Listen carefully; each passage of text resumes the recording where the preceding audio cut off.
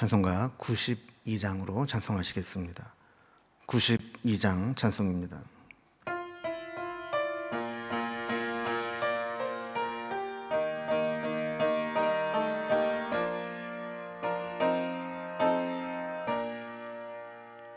위에 계신 나의 친구, 그의 사랑 지극하다.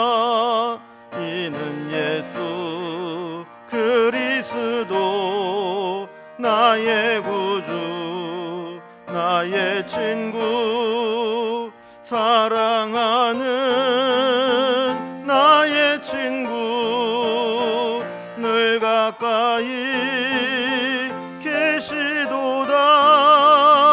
그의 사랑 놀랍도다. 변함없는 나의 친구, 나를 위해 죽으시고 나를 구원하셨으니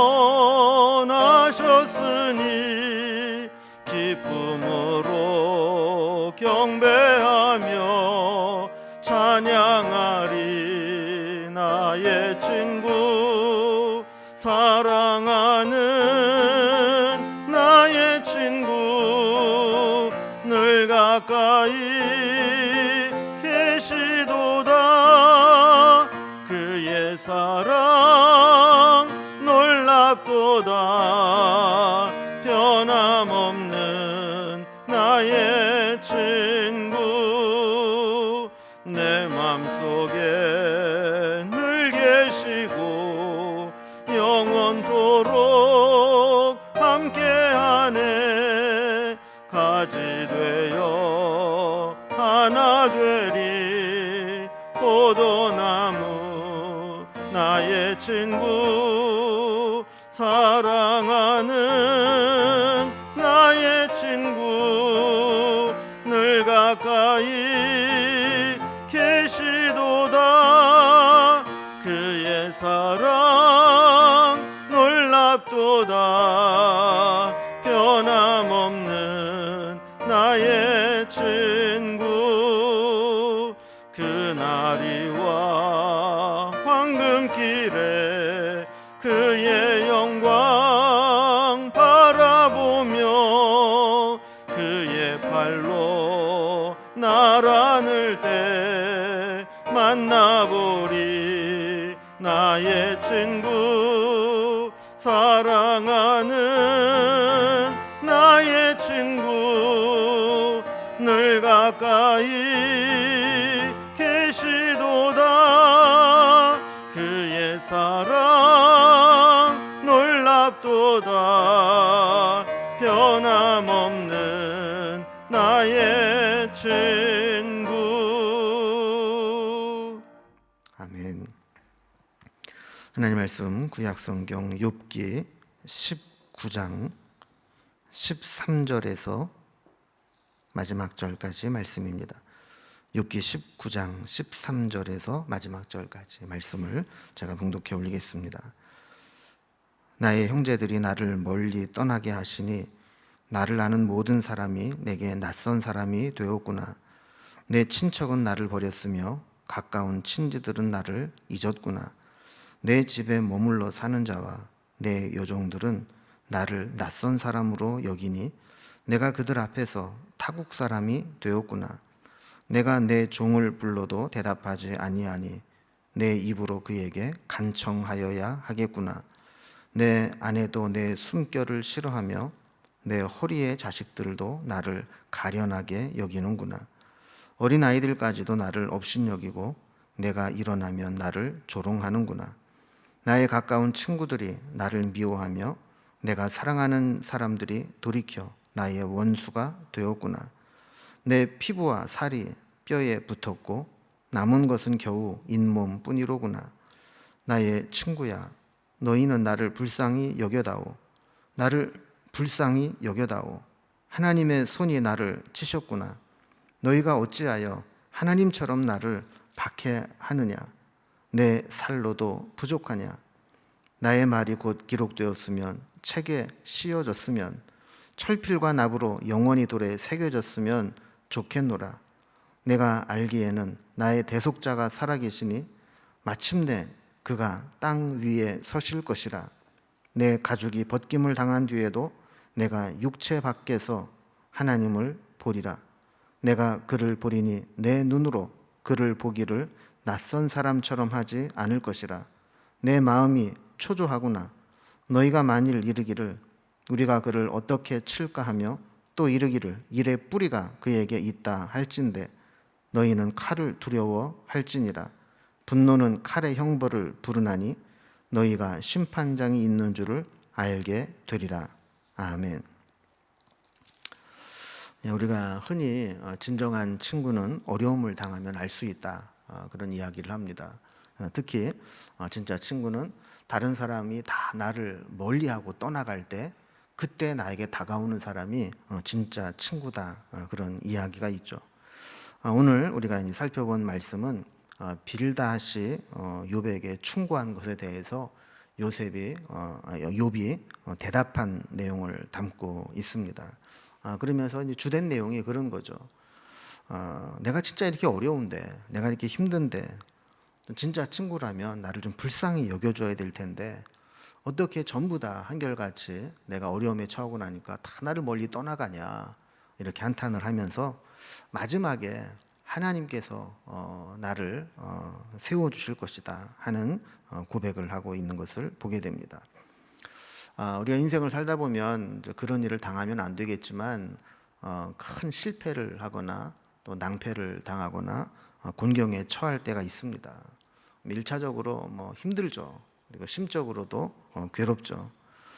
근데 만약에 주변에 있는 사람들이 내 고난과 실패와 어떤 낭패를 보면서 이러쿵저러쿵 이야기를 하거나 거기에 대해서 뒤에서 막 험담을 하거나 심지어 찾아와서 나에게 막 독한 말을 쏟아내게 되면 그것처럼 힘든 일이 없습니다.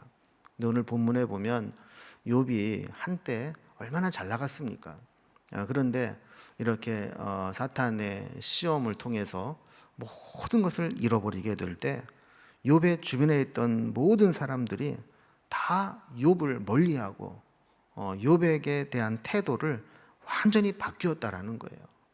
이거를 당하는 욥의 입장에서는 너무 고통스럽고 힘들다는 겁니다. 그래서 13절부터 보면 계속해서 자기를 이해해주고 가까이 해주고 도와줘야 될 사람들이 어떻게 욥에게 배신을 하고 또 힘들게 했는가에 대한 이야기를 쭉 이야기하고 있습니다. 먼저 13절 봅니다.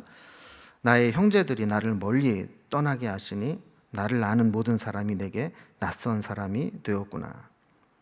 욥이 잘 나가고 부여할 때는 많은 사람들이 따랐겠죠. 근데 그런 사람들이 욥이 고난을 당하니까 다 멀리 떠나가 버렸고 낯선 사람으로 변해서 심지어는 남만도 못한 적대시하는 사람까지 생기게 되었다는 거예요. 14절에는요. 내 친척은 나를 버렸으며 가까운 친지들은 나를 잊었구나. 그러니까 형제들 또 지인들 뿐만 아니라 이제는 친척, 가까운 친지들마저도 나를 나 몰라라 하며 거들떠보지 않았다는 겁니다. 15절에는 보면 더 기가 막힌 상황들이 이어집니다. 내 집에 머물러 사는 자와 내 여종들은 나를 낯선 사람으로 여기니 내가 그들 앞에서 타국 사람이 되었구나 그랬습니다. 그럼 여기 내 집에 머물러 사는 자, 또 내 여종들, 이런 사람들은 어떤 사람들이냐 하면 욥이 부유하게 살 때 욥이 이렇게 거두어져서 그 집에서 함께 생활했던 자들입니다. 욥의 그늘 아래에서 도움을 받았던 사람들이죠. 여러분, 우리가 사실 한 5, 60년 전만 하더라도 시골에는 좀 먹고 살 만한 일이 참 없었어요. 그래서 배를 골고 그랬기 때문에 그냥 무작정 도시로 보낸 적이 있었죠. 그럼 이제 도시로 나아가서 좀 먹고 살 만한 집, 부잣집, 대감집 이런 데 기웃기웃 거리면서 그냥 먹여만 주면 허드렛이라도 하겠다고 그렇게 들어가서 이제 머슴처럼 이제 살기도 했고, 또 운 좋게 기술을 배우게 되면 기술을 배워도 독립을 하기도 하고, 그러면서 좀 오갈 데 없는 사람들이 부잣집에 들어가서 거기 도움을 받는 경우가 있었습니다.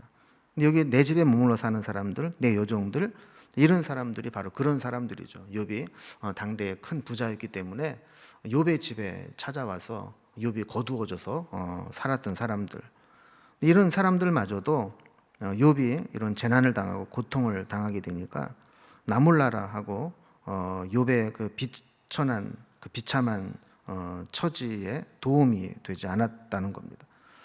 16절에 보면요, 내가 내 종들을 불러도 대답하지 아니하니 내 입으로 그에게 간청하여야 하겠구나. 이게 주객이 전도된 거예요. 옛날 같으면 주인이 부르면 오고 주인이 시키면 하고 이랬는데 욥의 그런 모습을 보고 종들이 욥에게 순종하지 않는 겁니다. 심지어는 욥이 하도 힘드니까 그럼 내가 너희들한테 간청을 해야 되냐, 사정을 해야 되냐, 좀 이렇게 한탄을 하는 거죠. 17절에 보면 내 아내도 내 숨결을 싫어하며 내 허리의 자식들도 나를 가련히 여기는구나. 옆에서 같이 생활을 하던 이 아내도 욥이 이런 심한 악창으로 피부에 염증이 생기고 냄새가 나고 그러니까 숨을 쉬어도 숨결에서 나는 냄새가 역겹고 아내마저도 욥을 멀리하게 되었고 욥의 혈육들도 욥을 상대하는 것을 싫어하게 되었다라는 것입니다. 18절 말씀 보면 어린 아이들까지도 나를 업신여기고 내가 일어나면 나를 조롱하는구나.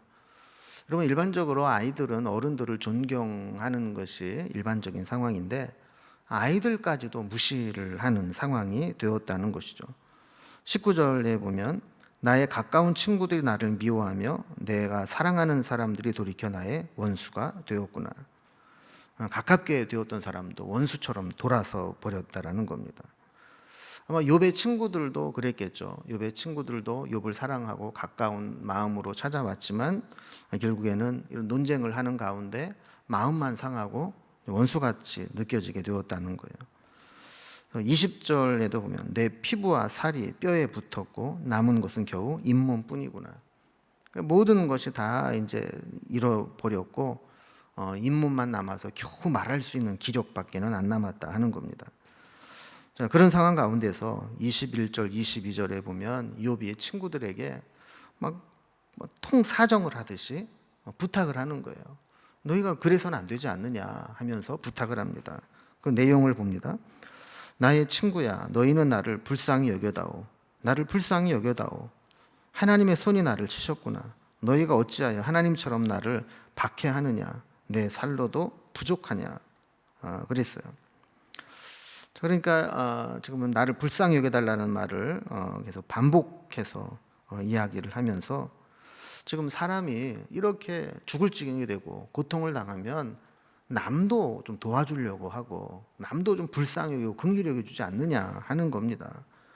그러니 친구라면 당연히 나를 불쌍히 여겨주고 도와줄 생각을 해야지 내가 이렇게 내 살로도 부족하냐. 이 얘기는 내가 이렇게 온 몸이 살도 다 뭉개질 정도로 고통을 당하고 있는데 내가 더 고통을 당하고 내가 더 망가져야 그제서야 나를 불쌍히 여기겠느냐. 어찌 그렇게 하나님처럼 나를 정죄하고 비난하느냐. 이렇게 묻는 거죠. 여기까지 보면 욥은 자신이 지금 얼마나 힘든 상황이 있는가를 이야기하면서 그러면서 하나님을 바라봅니다. 그래서 결국 욥의 친구들이 이야기하는 것처럼 내가 당한 고난은 죄에 대한 심판이 아니고 하나님의 뜻이 있음을 하나님이 언젠가는 증명해 주실 것이다. 그걸 난 소망하고 있다. 이런 이야기를 이어갑니다. 23절과 24절을 보면 나의 말이 곧 기록되었으면 책에 씌어졌으면 철필과 납으로 영원히 돌에 새겨졌으면 좋겠노라 그랬습니다. 여러분, 여기 뭐 기록된다, 뭐 책에 쓰여졌다, 철필과 납으로 영원히 돌에 새겼다, 이런 이야기는 그냥 이렇게 말로 듣고 쉽게 잊어버리는 게 아니라 기록으로 남아서 오랫동안 남아있으면 좋겠다라는 거예요. 왜 자신의 이 한 맺힌 사연이 잊혀지지 않고 영원히 오랫동안 보존되었으면 좋겠느냐 하면 지금은 욥의 친구들이 욥에게 와서 너 죄 때문에 이런 거야라고 정죄하지만 시간이 지나고 나면 재평가 받을 수 있는 날이 반드시 올 거라는 거죠. 지금은 하나님이 침묵하고 계시기 때문에 욥의 친구들이 세 명이서 덤비면 내가 감당할 수 없지만 언젠가 하나님이 개입하시고 하나님이 중재하시고 하나님이 심판을 하시면 내 무고함이 하나님께 평가받게 될 날이 올 것이다 라는 거예요. 그래서 25절에 보면은요, 내가 알기에는 나의 대속자가 살아계시니 마침내 그가 땅 위에 서실 것이라. 나의 대속자, 내가 억울함을 당하고 이렇게 이유를 알 수 없는 무고한 고난을 당하고 있을 때 하나님이 살아계시고 그가 땅 위에 서실 것이다. 이게 선다라는 말은 원래 법정 용어로서 법정에 욥을 세워서 재판장이신 하나님께서 욥의 진실성을 변호해 주실 것이다. 최종 판결을 내려주실 것이다. 이런 의미를 가지고 있습니다. 여러분, 사실 우리가 사실 지금 사회가 혼란스럽지 않습니까? 여러 가지 들리는 소식들이 뭐가 진실인지도 모르고 뭐가 가짜 뉴스고 거짓인지도 모르고 살아가고 있는 시대를 살아가고 있는데 우리는 너무 지금 빨리 지금 모든 것을 결판을 내고 확정을 지으려고 하지 말고 우리 한 템포만 좀 늦춰보면 시간이 지나면 반드시 가려지게 될 겁니다. 뭐가 진리이고 뭐가 옳은지 다 드러나게 될 거예요. 그때까지 잠시 동안 우리는 판단을 유보하고 하나님께서 때가 되면 뭐가 옳은 것인지 드러날 때가 될 테니까 그때를 기다리는 것, 이게 신앙이라는 거예요. 심지어 26절에 보면 내 가죽이 벗김을 당한 뒤에도 내가 육체 밖에서 하나님을 보리라. 그러니까 심지어 내가 살아있을 동안에 내 무고함이 증명되지 못하고 나에 대한 오해가 풀리지 않고 있다 할지라도 내가 죽어서 육체 밖으로 빠져나간다 할지라도 나는 거기서도 하나님을 바라보고 하나님께 소망을 두고 살아가겠다라는 고백입니다.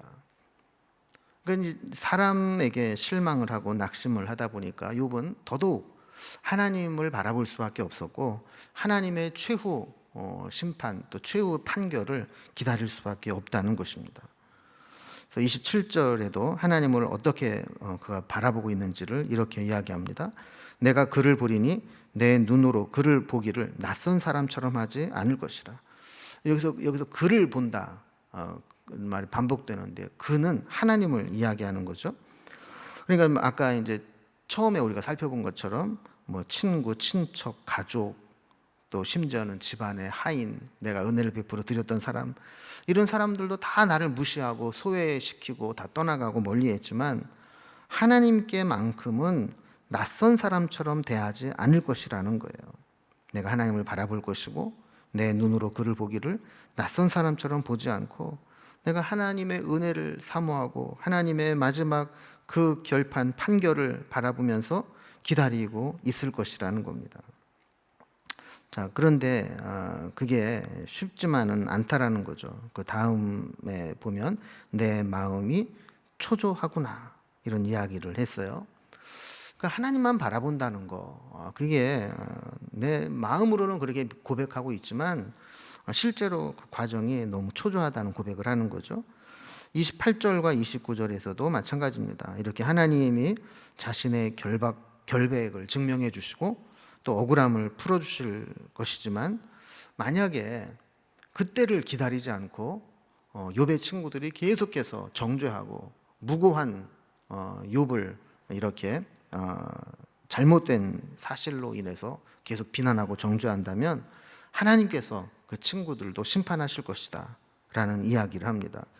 28절을 보면 너희가 만일 이르기를 우리가 그를 어떻게 칠까 하며 또 이르기를 일의 뿌리가 그에게 있다 할진대 너희는 칼을 두려워할지니라. 분노에는 칼의 형벌을 부르나니 너희가 심판장이 있는 줄 알게 되리라.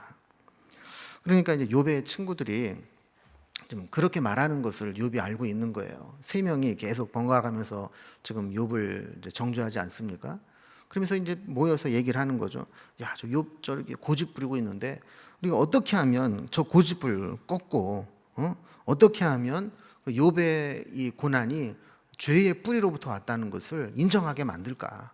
이것을 고민하고 하면서 계속해서 욥을 고통스럽게 한다면 최후의 심판장이신 하나님이 칼로 그들을 심판하실 것을 나타내시고 욥의 무고함을 증명해 내실 것이다. 이런 이야기를 하면서 욥의 친구들에게 제발 더 이상 나를 힘들게 하지 말아달라 하는 이야기를 하고 있는 것이죠. 여러분, 이거를 보면 욥에게서 우리 두 가지를 배우게 되죠. 하나는 정말 내 친구는 내가 힘들 때 나에게 어떻게 대하는가를 보면 알 수 있다 하는 것이고, 또 하나는 친구들이 아무리 힘들게 해도 결국 마지막 판결을 내리시는 분은 하나님이시기 때문에 지금 내가 오해를 받고 정죄함을 당해도 반드시 그것이 풀어지고 진실이 밝혀지게 될 것이다. 그때까지 내가 초조함으로 기다릴 수밖에 없지만 내가 그렇게 하나님을 바라보겠다는 믿음을 보게 됩니다. 여러분, 우리는 우리 주변 사람들에게 어떤 사람입니까? 어려움을 당할 때 조용히 한 걸음 더 가까이 다가가서 진짜 마음으로 위로해주고 힘을 주는 사람입니까? 아니면 어려움을 당한 사람들을 보면서 더 힘들게 만드는 사람입니까? 욥의 친구처럼 되지 않고 우리가 힘들어하는 사람들에게 한 걸음씩 더 다가가서 따뜻한 위로의 말을 전하는 그런 사람이 되면 좋겠습니다. 특별히 코로나로 인해서 많은 사람들이 지쳐 있습니다. 또 힘들어하고 한계 상황에 오고 점점 어려운 시간들을 보내고 있습니다. 그때 정말 가까이 다가가서 위로해주고 서로 사랑의 권면을 나눌 수 있는 그런 하루가 될 수 있기를 주님의 이름으로 기원합니다. 기도하겠습니다.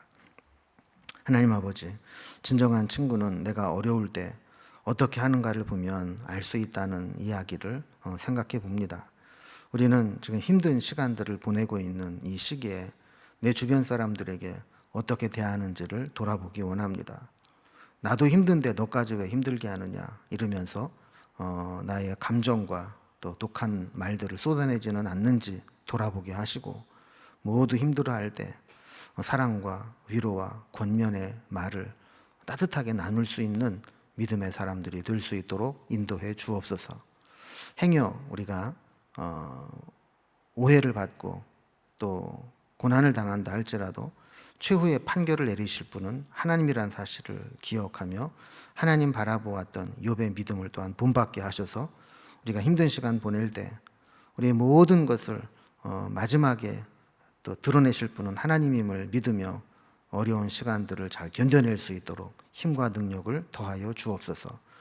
오늘도 우리의 기도의 제목들을 살피시는 주님께서 우리의 모든 형편과 처지를 살펴주시고 우리가 알지 못하는 크고 은밀한 응답으로 우리의 기도에 응답해 주시옵소서. 오늘 하루도 하나님의 은혜를 붙잡고 살아가기를 원하며 예수님의 이름으로 기도드리옵나이다. 아멘. 오늘도 각자 기도의 자리로 나아가서 하나님께 기도하는 시간을 갖겠습니다.